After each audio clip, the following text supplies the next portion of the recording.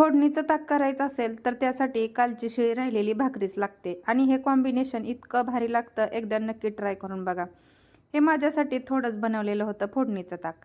ते कसं करायचं, आता कालचं राहिलेलं थोडंसंच दही होतं, त्यामध्ये मला जेवढं पाणी पाहिजे तेवढं मी टाकून घेतलं।